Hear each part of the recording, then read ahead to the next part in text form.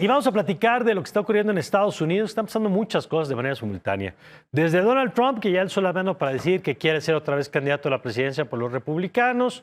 En su discurso dijo que está postulando para salvar a Estados Unidos, aunque bueno, pues todavía le falta un rato. Ya los republicanos, por cierto, ahora sí ya tienen la confirmación de la mayoría en la Cámara de Representantes. Y para analizar todo este tema, vamos a platicar con Edgar Rodríguez, politólogo, analista de la situación política de los Estados Unidos, de la relación binacional. Querido Edgar, ¿cómo estás?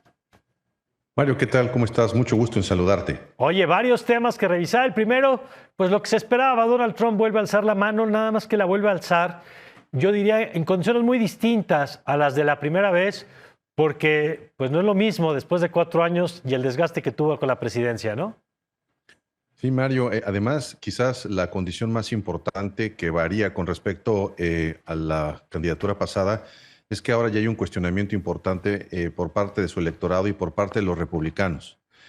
Todo el mando y el liderazgo republicano no está seguro de que Trump sea el candidato ideal. De hecho, hay movimientos que se oponen de manera vedada, por supuesto, a esta candidatura. Y otra gran diferencia, Mario, es que Trump no tenía un candidato fuerte en contra y hoy lo tiene en el gobernador, por lo pronto, de Florida. Esto plantea un escenario muy distinto en la correlación de fuerzas del Partido Republicano y prácticamente lo que Trump enfrenta son condiciones de relaciones de poder que no tenía antes, y el Partido Republicano está enfrentando la redefinición no nada más de sus liderazgos internos, Mario, sino del perfil de sus seguidores y el perfil de ese discurso y esa propuesta de país que tiene que construir de aquí al 24. Las elecciones que acabamos de ver, está clara que le dijeron no a dos cosas. Primero, a todo esto que huela a pasado, Sí. y segundo, le dijeron un no claramente a la retórica del presidente Donald Trump, que siempre va a optar por, digamos, la oposición férrea y por estas posiciones extremas. Eso es interesante. Entonces, ¿tú sí ves posibilidades reales que en los próximos meses crezca una opción alternativa del lado republicano? Definitivamente sí, Mario, y una de las razones por las que yo me explico el por qué el presidente adelanta su postulación, una tiene que ver evidentemente porque trata de comprar una especie de protección. Hay que recordarle a nuestro auditorio, a tu auditorio, que hay 4 procesos que lo están persiguiendo, 4 procesos judiciales.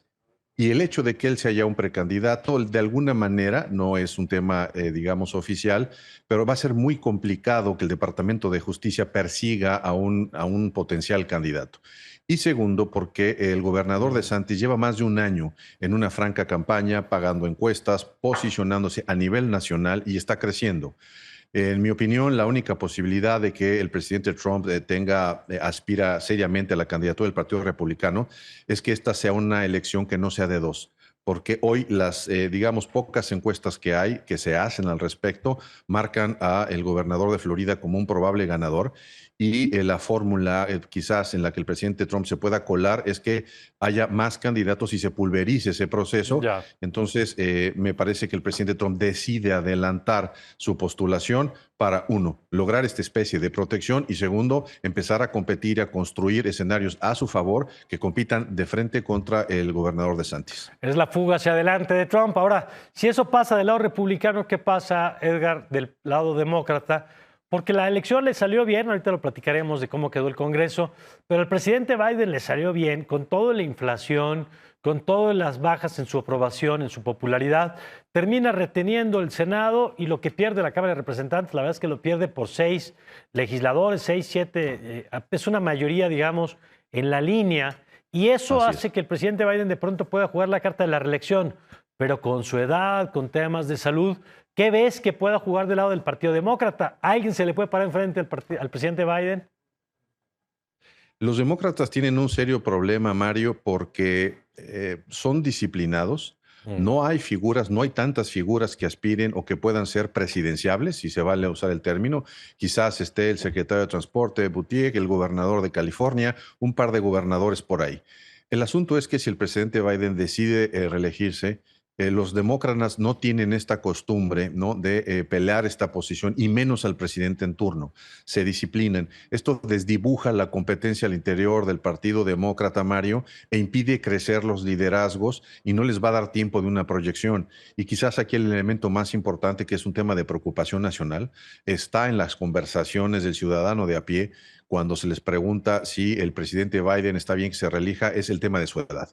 Va a tener 80 años en el momento que se lance y sería el presidente con más edad que Estados Unidos ha tenido, además de que ha sido un claro frente de ataque el partido republicano, en donde se acusa ya de la disminución de facultades del presidente Biden. Y hay que acordar que tanto el presidente Biden como el presidente Trump es 4 años menor que Biden, serían 2 presidentes o 2 candidatos viejos ante un electorado, Mario, que mostró que preferentemente es una fuerza electoral joven. Es decir, la mayoría de los votantes, alrededor del 60% de los votantes, no tiene más de 39 años. Esto significa que hay un mensaje ahí que el electorado mandó en las elecciones pasadas, en donde no quieren ver, digámoslo así, figuras viejas. Y el Partido Demócrata, Mario, todos sus liderazgos, Nancy Pelosi, toda esta estructura son viejos, digamos, guerreros que han peleado muchas batallas con el presidente Biden y en gabinetes anteriores, y el Partido Demócrata enfrenta la renovación de su sangre. Ya. Ahora, ¿qué esperamos para el presidente Biden los siguientes 2 años? Se reelija o no, o busque la reelección o no, pues le quedan 2 años al frente del gobierno de este primer ciclo, digamos. Hay que recordar que apenas lleva 2 años como presidente. ¿Y qué va a poder hacer frente a un Congreso dividido? Que no es mala noticia para él, porque la otra opción era peor, que era perder el Senado y perder la Cámara de Representantes. Y tú nos habías advertido que en ese escenario pues vendrían investigaciones, procesos de destitución, investigaciones en contra. O sea, era un escenario terrible para el presidente Biden. Ahora lo que va a tener es una Cámara donde, si los demócratas quieren sacar algo, los republicanos lo pueden frenar en el Senado. Si los republicanos quieren sacar algo desde la Cámara de Representantes, los demócratas lo pueden frenar en el lado del Senado. ¿Qué implica esto en términos del gobierno de los siguientes 2 años? Implica que va a haber un atraso y que va a haber muchísimo cabildeo, sobre todo que el presidente Biden va a tener que acercarse a estos frágiles, digamos, pactos al interior del gobierno demócrata, porque el hecho de que hayan ganado no significa que la coalición sea una coalición fuerte, por un lado. Por otro lado, lo que vamos a ver es la repetición de demandas y de procesos judiciales de estados republicanos en contra de las órdenes de ejecución del presidente Biden. Ya pasó en el momento que se dieron los resultados. Unos días después, desde Texas, se anuncia una demanda en contra de esta orden presidencial para apoyar con $20,000 promedio a la deuda de aquellos estudiantes jóvenes que acababan de terminar el curso. Y 3 días después, es decir, ya una vez que se conocieron los resultados, el Departamento de Justicia y un juzgado de distrito respalda esta decisión, y hoy por hoy esa decisión del presidente Biden está bloqueada. Entonces, ese tipo de cosas las vamos a ver de manera insistente. Que vamos a también ver una persecución, probablemente expedientes, así como se iniciaron sesiones en la Cámara Baja para escuchar al presidente Trump. Es muy probable que lo hagan con el hijo del presidente Biden.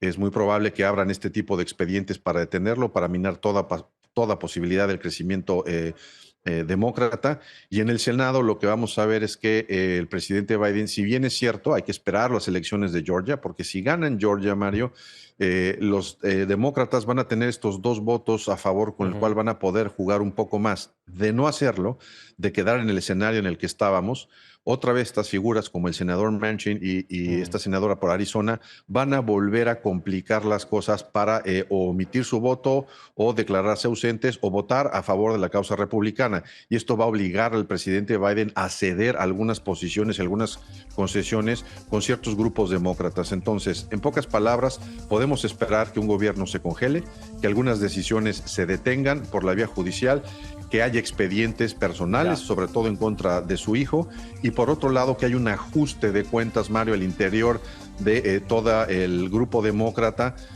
para poder sacar aquellas iniciativas de ley que el presidente Biden tenga, pero sobre todo para definir cuáles posiciones el presidente Biden va a tener que reconocer al interior del Partido Demócrata. Muy bien, pues Edgar, gracias como siempre por el análisis.